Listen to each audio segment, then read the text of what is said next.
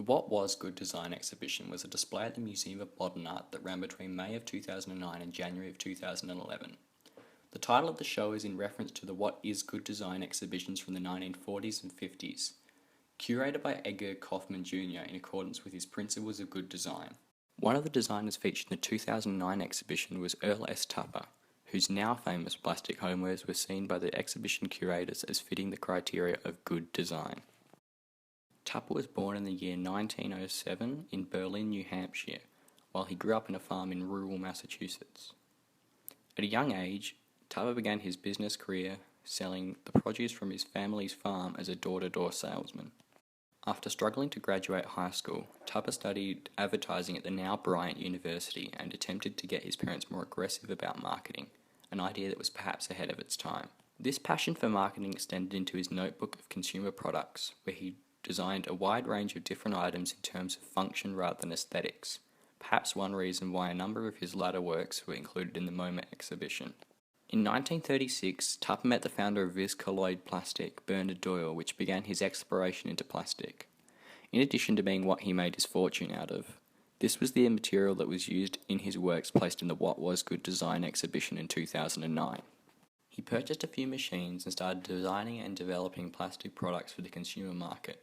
This business, the Earl S. Tupper Company, combined both his marketing background and his purpose-driven design to produce a unique set of products in kitchens across America. It was not without its troubles though. Plastics were expensive during World War II, and this caused Tupper to have to take up a number of government military contracts in order to keep his business afloat.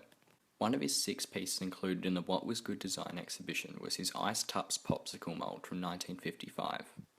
The design allowed the user to create popsicles at home using a washable plastic mold that did not look out of place with other products designed by Tupper. But is this product good design? To find out, we're going to place the Ice Tups design up against Dieter Rams' 10 principles of good design. Good design is innovative. Innovative design always develops in tandem with innovative technology. While this design, like many of Tupper's inventions, is commonplace today, the use of plastic in the kitchen was a new concept for the time. Plastic is really the only way of creating this washable, reusable design, and this use of new technologies is what gives the Ice Tups mold a tick for innovation. Good design makes a product useful. Good design emphasizes the usefulness of a product. The Ice Tups mold is great at showing off the usefulness of the design. The simple shape of the handles, the translucent plastic that gives a window to the contents, the basic stand, even the way that all the pieces fit together and come apart for cleaning, all show off how useful the product is in the simplest way possible. Good design is unobtrusive. Products fulfilling a purpose are like tools. They are neither decorative objects nor works of art. This is an area where the Ice Tups mold flourishes. The plain translucent plastic is neutral to the user, with the colour of the liquid inside the mold dictating the feel of the design, not letting the design get in the way of what's going on inside the molds. Good design is environmentally friendly. Design makes an important contribution into the preservation of the environment.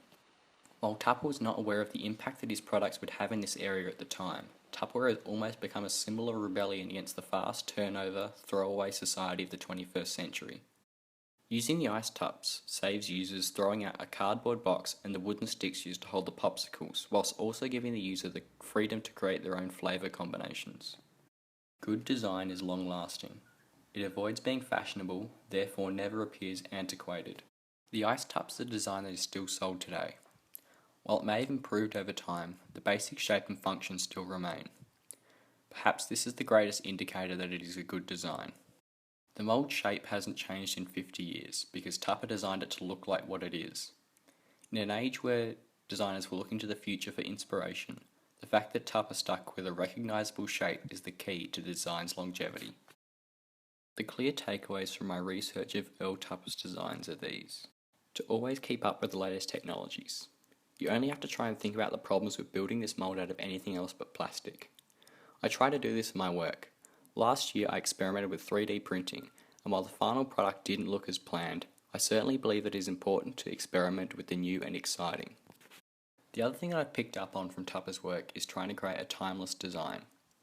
And while it hasn't been something I've been very good at in the past, I think in the future I'm going to change this.